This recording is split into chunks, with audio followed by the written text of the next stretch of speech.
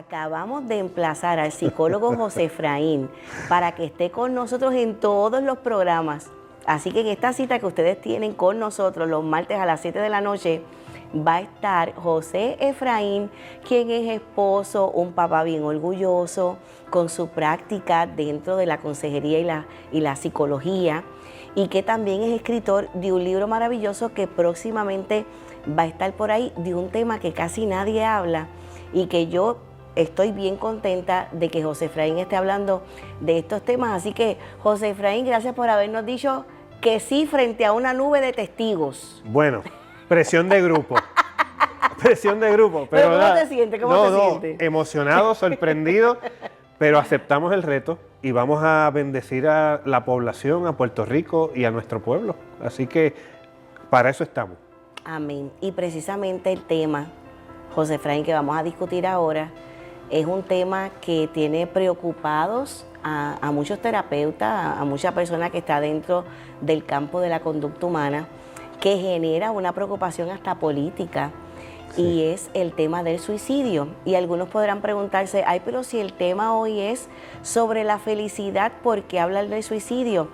Bueno, es que la gente que es feliz ama la vida y debemos traer este extrapolo de lo que es perderle el sentido a la vida, dejar de amar la vida. Así que queremos que hoy tú tengas herramientas, tanto si has estado coqueteando con el suicidio, como si amas a alguien que tú lo ves frágil en este sentido. Quédate aquí muy pendiente a este segmento porque te vamos a dar métodos de manejo. La primera pregunta, José Efraín, que te tenemos que hacer es, ¿cuáles son las causas por las que una persona puede llegar a pensar en algo tan dramático como quitarse la vida? Sí, mira, desde lo más básico, y luego vamos abundando un poquito y siendo puntuales. Lo primero es la falta de sentido, la falta de propósito. ¿Por qué? Porque ya llevo un tiempo prolongado. Y ahí empezamos a quitar los mitos. ¿Esto ocurre de repente? No, esto es acumulativo. Es acumulativo en términos de que, de las experiencias.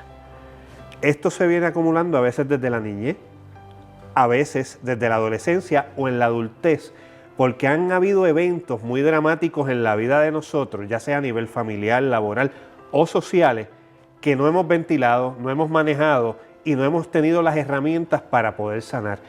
Yo diría que es hasta un trauma compuesto. Es decir, no es un solo evento el que me ha marcado, sino que son varios, no los he manejado, no he dado los cierres y entonces en ese sentido puedo llegar a un estado de inconsciencia porque no le encuentro propósito a la vida. O sea que es como se dice en el refrán popular, tanto está la gota dando en el vaso hasta que llega la gota que colmó la copa. Sí. Sabes que para mí es interesante, José Efraín, cuando intervengo con sobrevivientes del suicidio, personas que hasta han tenido intentos suicidas. De hecho, una vez una me dijo, doctora, para que usted vea que todo me sale mal, hasta intenté suicidarme y mire dónde estoy. Hasta eso, ¿verdad? En lo que es la distorsión del pensamiento de la persona que está deprimida. Pero también he escuchado, José Efraín, de gente que me dice, es que no sé por qué, si yo he sido tan fuerte en otros episodios, cosas bien complejas de las que me he tenido que sobreponer en la vida, porque ahora ante este evento he pensado en quitarme la vida. Y les explicamos lo que tú muy bien estás trayendo ahora, es que suele ser acumulación. Correcto, y no solamente eso, también Dios nos creó como un sistema biológico. Y lo voy a poner en arroz y habichuela para no complicarlo. Qué bueno. La realidad es que, yo no sé si tú te acuerdas, Liz, cuando abuelo, al menos a mí me decía, oye muchacho, tú tienes 3 dedos de frente. Ahora no, ahora tengo muchos más, ¿verdad? Porque me falta pelo. Pero lo que quiero decir con esto es que si la gente ahora mismo hace este ejercicio, se pone la mano aquí al frente, lo que es el lóbulo frontal, la corteza prefrontal, tiene un proceso inflamatorio. Entonces, con el cúmulo de tiempo, yo pierdo la habilidad de resolver problemas y de manejar emociones.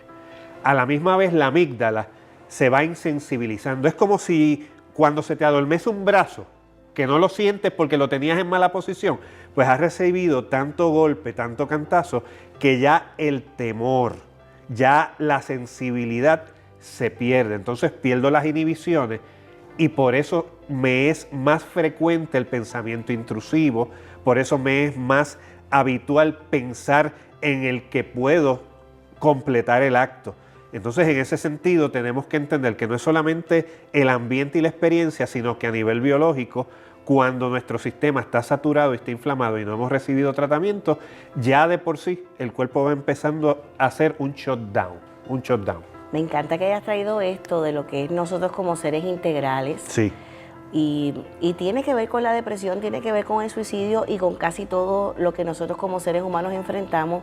O sea, de que hay unos aspectos sociales que nos afectan, también hay una parte emocional que tiene un gran impacto, la biológica y también la espiritual. La espiritual. Donde hay aspectos espirituales también. Nos mencionaste uno de los mitos ya, José Efraín, ¿qué otros mitos, que de hecho algunos son muy populares, existen sobre el suicidio?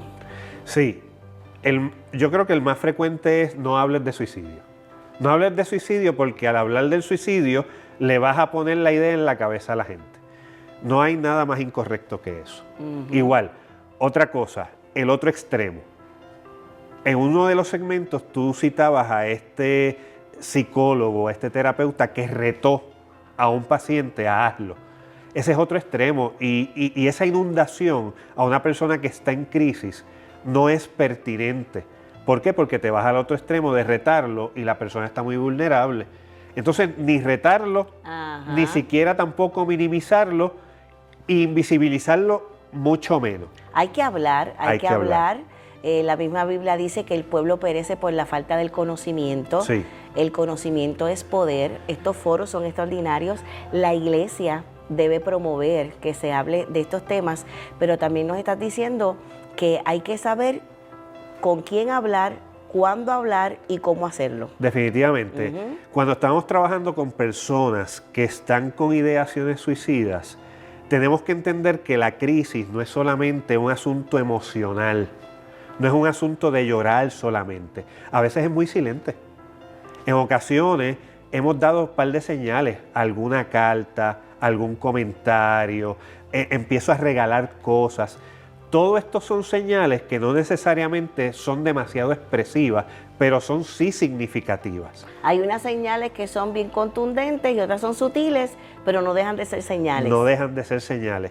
Entonces, quien esté trabajando tiene que entender que la crisis, más allá de un momento incómodo, es un asunto de cómo la realidad de esa persona se ha distorsionado a tal grado de que la única solución que encuentro es no vivir para poder salir del dolor que tengo. Y de hecho, cuando está dando las señales, algunas conscientes o algunas inconscientes, es porque está dando un grito de auxilio. Sí.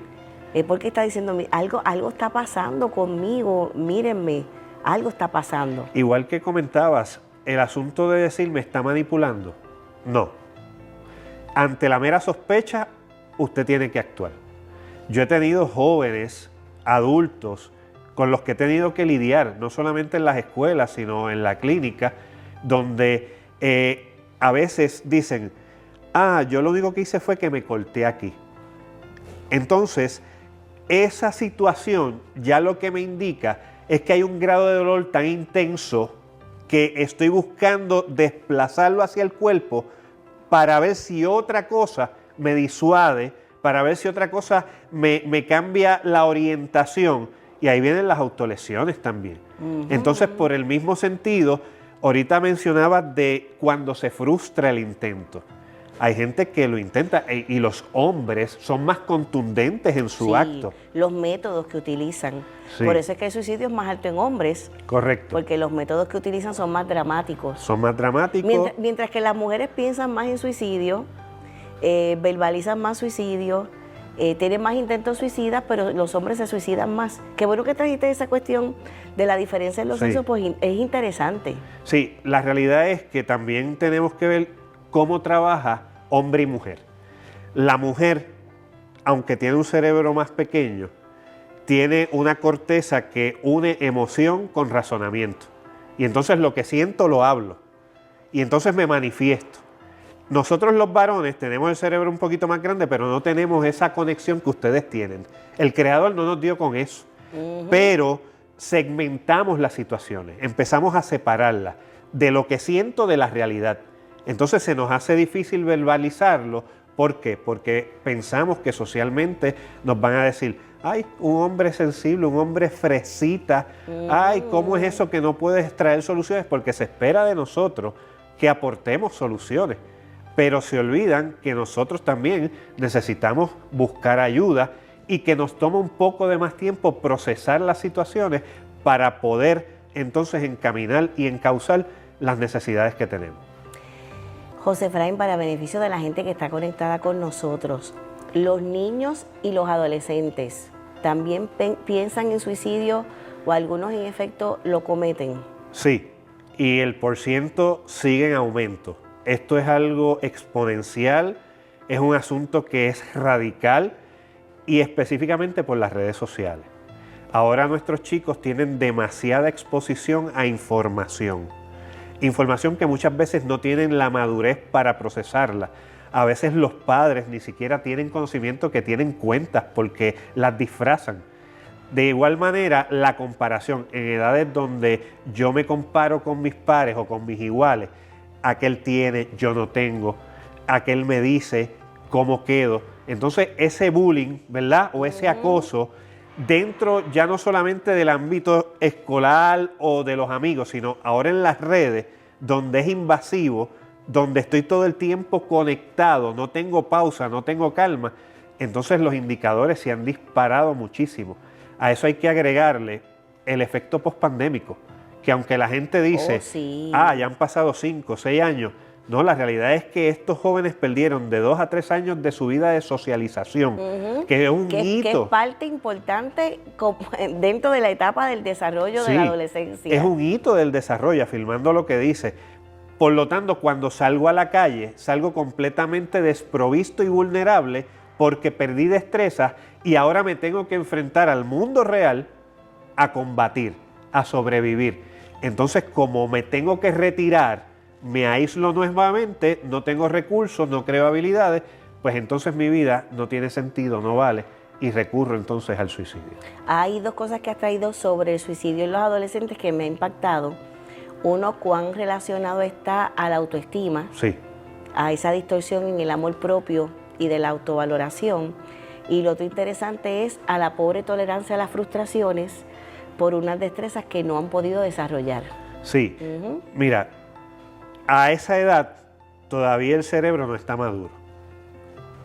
Eso es lo primero. Lo segundo, a esa edad, el yo decir que siento algo, yo no puedo descubrir dónde es. No es como si me duele una uña, yo digo, es aquí. Entonces, descubrir dónde sale ese dolor, cómo manejarlo, no tengo la capacidad. Si encima de eso sumamos, no en todos los entornos, pero en algunos hogares el sistema familiar no apoya en términos de la escucha activa, del diálogo, y es más punitivo, es más al castigo o al deja la bobería, lo minimizo.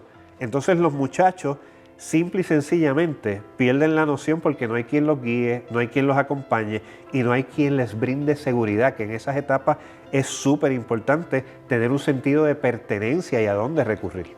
¿Cuáles podrían ser los indicadores? O sea, que yo como familiar, amigo, ministro, maestro, me puedo percatar como que hay una señal ahí de alerta de que la persona puede llegar a cometer suicidio. Claro, mire, y ahora voy a hablar, como dicen por ahí, a calzón quitado. Número 1, verifique los dibujos de las libretas. La libreta no tiene que ser de dibujo. Puede ser cualquier materia. Indague sobre los dibujos que hace su hijo en las libretas de la escuela o en los libros. Número 2, algo que encontré. ¿Qué podría ser un dibujo? Claro. ¿Verdad? Que todo un andamiaje de lo que es la terapia del dibujo. ¿Qué dibujo podría estar asociado? Sí, ahora que dices andamiaje, mira, la terapia del dibujo proyectivo, cuando yo hablo de dibujo, es un dibujo oscuro. Digamos, muchos colores negros, violetas, marrones, con pistolas, tal vez con orcas ahorcándose, en espacios solitarios, con expresiones muy destacadas. Grotescas. Grotescas, correcto. Son dibujos que pueden dar una alarma. Claro, hay que ver el contexto, porque ahora los muchachos ven anime, ven los Pokémon. El papá tiene que explorar y conocer lo que su hijo hace. En ese sentido, los papás tienen que dar supervisión. Bueno, yo creo que esta información es muy importante y que va a ser muy eficaz para poder bendecir a niños, jóvenes y adultos. Y si tú has estado coqueteando con el suicidio, te decimos que hay esperanza para ti. Suicidio puede ser, por definición, pérdida de esperanza, pero ¿sabes qué? Aunque tú te sientas en medio de un laberinto donde no puedes ver la salida, o te sientes dentro de un túnel donde no puedes ver la luz, la historia de tu vida no se ha terminado y puede ser que ahora vengan las mejores páginas. Y en este momento nosotros te acompañamos a creer que lo mejor es lo que viene para tu vida. Quédate con nosotros porque Vive Feliz continúa.